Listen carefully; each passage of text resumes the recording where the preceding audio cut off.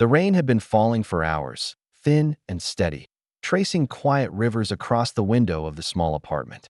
Inside, under the dull light of a flickering lamp, Lena sat by her desk, sketchbook open but untouched. The city outside buzzed with movement. Cars, voices, the constant rhythm of ambition. Yet her heart felt far away, tied to a place she had long tried to forget. It had been 8 years since she left her hometown. 8 years since she had packed her life into 2 suitcases and boarded the night bus, chasing something that felt too big for the narrow streets she grew up on. She wanted more, to be seen, to create, to build a life that would make the younger version of herself proud. And for a while, she believed she had done just that. The walls of her apartment were lined with framed art, her art, pieces she had sold to galleries, sketches that had been featured in exhibitions, faces she had painted that now lived in strangers' homes. From the outside, she looked successful, but success had a weight she had never expected. It pressed against her chest in the quiet hours, whispering questions she didn't know how to answer. Her phone buzzed. A message from her mother. "Your father's been asking about you again. He's not well." Lena stared at the screen, her hand frozen midair. Her father, the man who hadn't spoken a kind word the day she left. The man whose last words to her had been, "You'll regret this." She had promised herself she would never go back. But the message sat heavy in her chest like a stone she couldn't swallow. That night, Lena didn't sleep. Her mind replayed fragments of the past. Her father standing at the door, the sound of her mother crying in the kitchen, the long stretch of road as the bus pulled away. Every decision since then had been built on that moment. The moment she chose herself over them. By morning, the city light had turned pale and cold. She closed her sketchbook, grabbed her keys, and booked a train back home. The train ride felt endless. The further she went, the smaller the world became. The high-rise skyline gave way to fields and forests, then to the familiar rusted sign that welcomed her to the town she once called home. It hadn't changed much. Maybe that was what hurt the most. The grocery store still stood at the corner. The same graffiti covered the side of the old bus stop.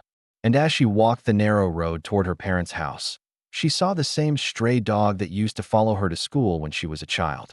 It limped now, older, slower, but still there, like everything else. Her mother opened the door before she even knocked.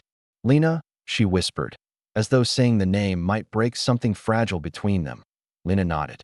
For a long second, they didn't move.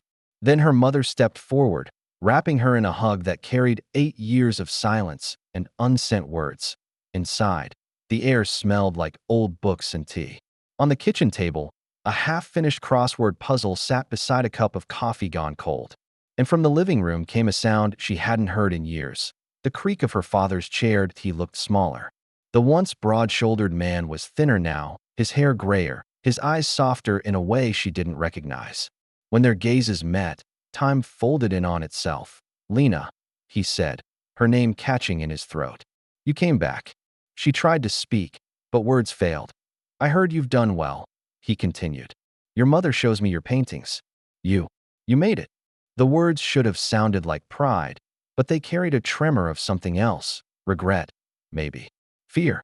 "I don't know if I made it," she whispered. "I just kept going." He smiled faintly.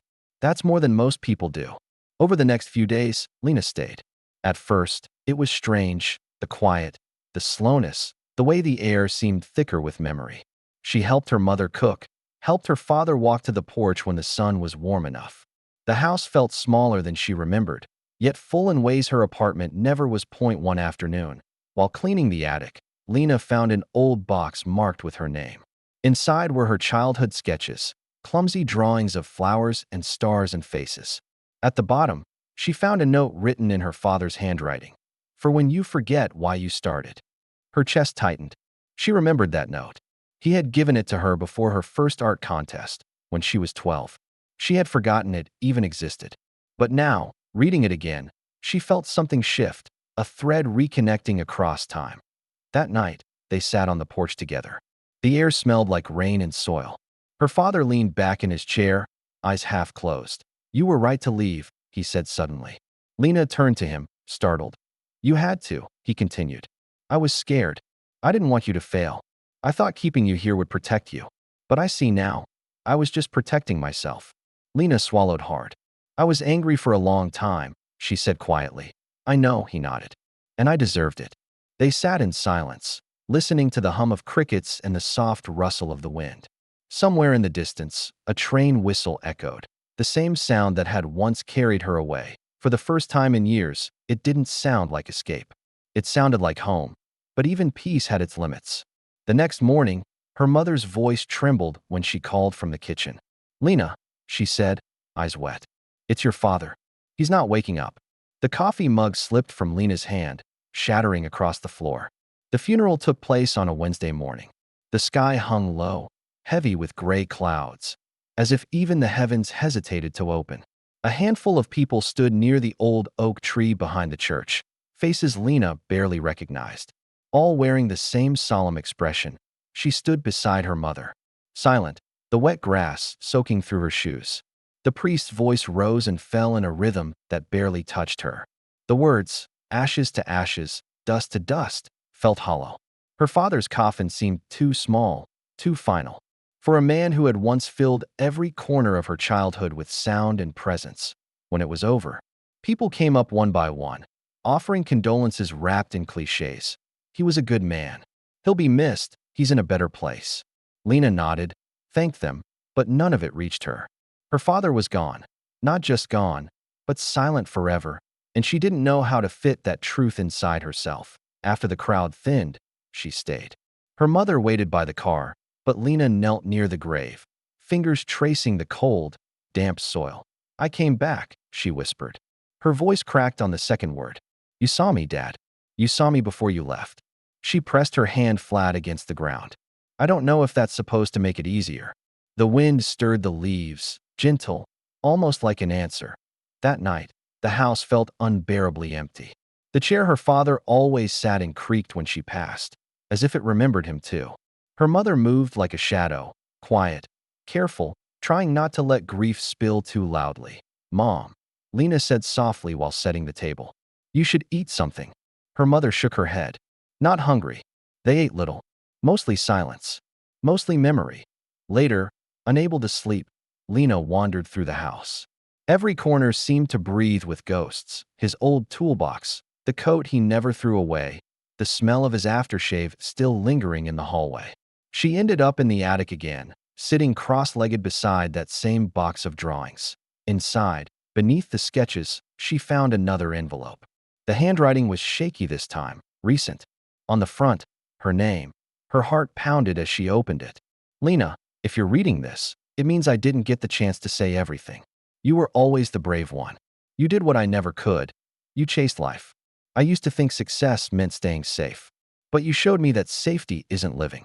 I hope you keep going, even when it hurts. Especially when it hurts. Love, Dad.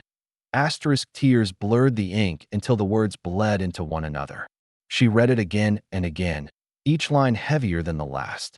The note felt like an apology and a blessing all at once. When dawn came, Lena didn't sleep. She took her sketchbook to the porch, watching the first light spill over the horizon. For the first time in weeks, she began to draw, not for a gallery, not for anyone else, but for herself. Her hand trembled at first, then steadied. She drew her father's chair, the window beside it, the light that used to fall on his hands. She filled page after page until the sky turned gold. Something inside her loosened, something she hadn't realized she'd been holding. Days turned into weeks. Her mother began moving again, slowly, like a clock winding back to life. Together they cleaned the house, cooked, even laughed once or twice at memories that no longer hurt quite as much. But Lena knew she couldn't stay forever. The city was calling her back. Unfinished work, obligations. A life she had paused, but not abandoned. One evening, while sorting through her father's things, she found his old camera, a heavy, vintage model he had used to photograph her as a child. The film compartment was empty, but when she lifted it, something slipped out. A folded photograph that it was of her, age 10, covered in paint, smiling at the camera with wild, unguarded joy. Behind her, her father's hand rested gently on her shoulder. On the back, written in faded ink, "She'll make the world beautiful one day." Lena smiled through the tears. She took the camera with her when she left for the train the next morning. The city welcomed her with its usual indifference. The noise, the lights, the pace, it all felt sharper after the quiet of home. But something inside her had changed. She wasn't chasing anymore. She was searching. Back in her apartment, she looked at her unfinished canvases, all color and chaos, yet somehow empty. She stood there for a long time, then slowly began pulling them off the walls. She painted over them, not to erase, but to begin again. Layer by layer, she built something new. She painted memories, her father's hands, the sunlight through the kitchen window, her mother's face half hidden behind steam from a teacup. Every brushstroke was an act of healing. People noticed. Her agent called, excited. Lena, this new series, it's different. Real. Where did this come from? Lena smiled faintly. Home, she said simply. The series was called Echoes. Each piece carried the weight of absence and the warmth of memory. It wasn't perfect, but it was honest. Maybe the most honest work she'd ever done. Months later, during an exhibition, she found herself standing in front of one of her own paintings, the porch at dusk. A man beside her said softly, "It feels like someone's waiting in that chair." Lena turned to him, nodding. They were. After the show ended, she walked home under the city lights. The air was cool, the kind that hinted at rain. Her phone buzzed, a message from her mother. "I'm proud of you." He would be too. Lena stopped on the sidewalk, tears rising before she could stop them. She looked up at the skyline, the same one that had once felt like a challenge, and whispered, "I hope so." For a long time, she stood there, a single figure in the endless hum of the city, feeling both small and infinite. But grief has strange echoes. It never disappears, only changes shape. Some nights, she still dreamed of her father, the sound of his voice calling her name, the steady rhythm of his footsteps down the hallway. She would wake up half expecting to find him in the chair by the window, humming under his breath. Instead, there was only silence, but not the kind that hurt. The kind that felt like presence. She began visiting home more often, not out of guilt, but out of love. Each visit, she noticed something new. The cracks in the walls, the garden overgrown with wildflowers, her mother's hair streaked with more silver. Time moved differently there, slower, truer. One evening, her mother handed her a small wrapped parcel. "Your father wanted you to have this," she said. Inside was a pendant, simple, worn, with a small engraving on the back, "Keep going." Lena held it in her palm, warmth blooming in her chest. Later that night, sitting on the porch again, she looked at the stars. She imagined her father somewhere beyond them, watching, proud, finally at peace. "I'm still going, Dad," she whispered. "Just like you said." And for the first time in a long while, she felt whole, not because she had escaped, but because she had returned. The sun dipped low over the ocean, bleeding gold and crimson into the waves. Elara stood at the edge of the rocky cliff, her cloak fluttering wildly in the wind. Behind her, the remnants of the storm still lingered, clouds cracked with fading lightning, the taste of rain still sharp in the air. Ahead, beyond the restless horizon, lay the island that haunted her dreams, the place where it had all begun. For a long moment, she stood motionless, feeling the world shift around her. The tide pulled against the rocks below, roaring as if to warn her not to return. But she had come too far to listen to fear now. "Are you sure about this?" Kale's voice was quiet behind her. He had followed her this far, despite everything. Despite what it had cost them both. Elara turned slightly, her eyes distant but determined. "I have to be. You saw what happened when we tried to run. The island won't stop calling." Kale stepped beside her, his gaze following hers toward the dark silhouette on the horizon. The wind whipped through his hair, and his hands clenched at his sides. "It's not the island that's calling. It's her. It always was." Elara didn't reply. Somewhere deep inside, she knew he was right. The shadow that had once been her sister still lived there, not in flesh, but in memory and fury. They made camp that night by the shore, the fire crackling against the whispers of the sea. Neither of them spoke much. The silence was heavy with the ghosts of what they'd lost. Elara's hands trembled as she unrolled an old map, its corners frayed from years of use. It had once belonged to their mentor, the man who had led the first expedition to the island. She traced a line across it with her finger, stopping at a small red mark drawn in faded ink. "Here," she said softly. The heart of the island. That's where it started. That's where she changed. Kale looked at the map, then at her. If we go there, there's no turning back. Elara met his gaze. There never was. By dawn, they were already sailing across the restless waters. The boat creaked under the weight of their supplies, the sea hissing against its sides. The island grew larger with every wave, a jagged wound rising from the ocean, shrouded in mist and silence. As they approached, the familiar chill crept through Elara's bones.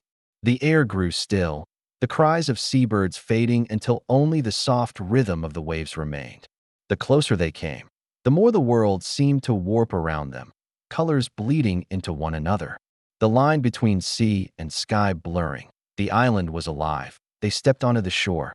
The sand blackened and coarse beneath their boots. Strange, luminous flowers glowed faintly among the rocks, pulsing as if breathing. The forest beyond the beach whispered softly, its trees bending unnaturally toward them. Kale drew his blade. It feels worse than before. Elara nodded, her eyes scanning the tree line. It remembers us. They moved carefully through the undergrowth, following a faint path that led deeper inland. The air shimmered faintly, and sometimes Elara thought she saw shadows moving between the trees. Not shapes of beasts or men, but flickers of memory. Faces she knew. Voices she had buried at the edge of a clearing. They found the ruins, broken stones swallowed by vines and moss. The remnants of the old research outpost. Rusted equipment lay scattered, the skeletons of tents half buried in the soil. This is where she first heard the voice, Elara whispered. She said it was beautiful. Kale knelt beside a shattered lens, brushing away the dirt. And what did it say? Elara's throat tightened. That she could make the world new again. That she could bring back what was lost. They stood there for a long moment, surrounded by silence. Then the ground trembled, softly at first, then violently enough to knock them off balance. The air shimmered, and a low hum rose from beneath the earth, vibrating through their bones. Elara, Kale began, but she was already moving. Toward the sound, toward the heart of the ruins. The temple was deeper than she remembered.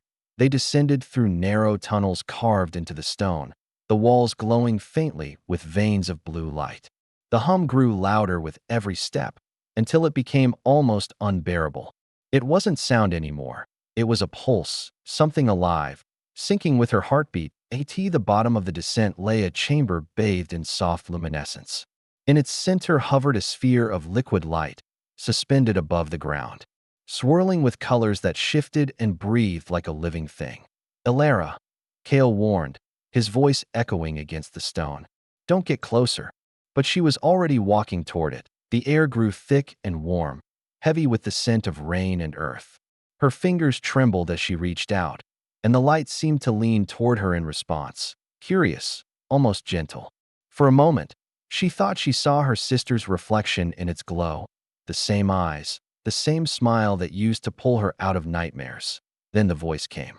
Soft, melodic, and achingly familiar. You came back. Elara froze.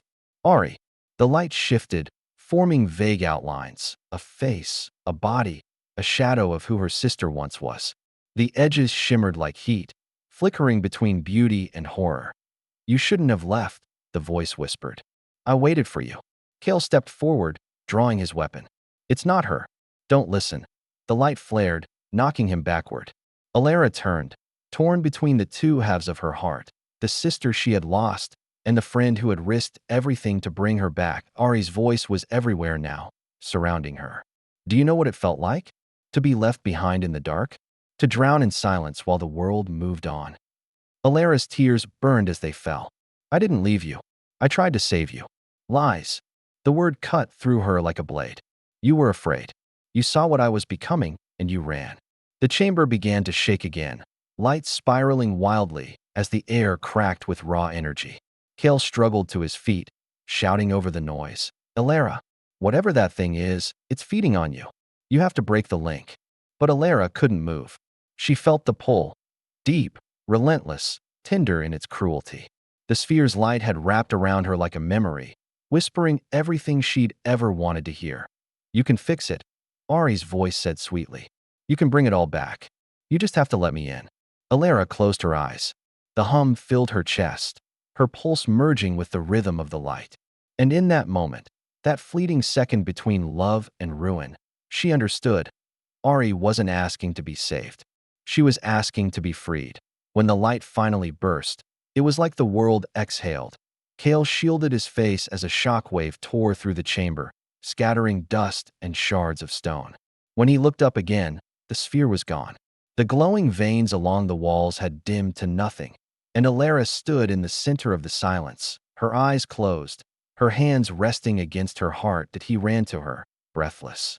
Elara, what did you do? She opened her eyes, and they were different now. Softer, sadder. I let her go.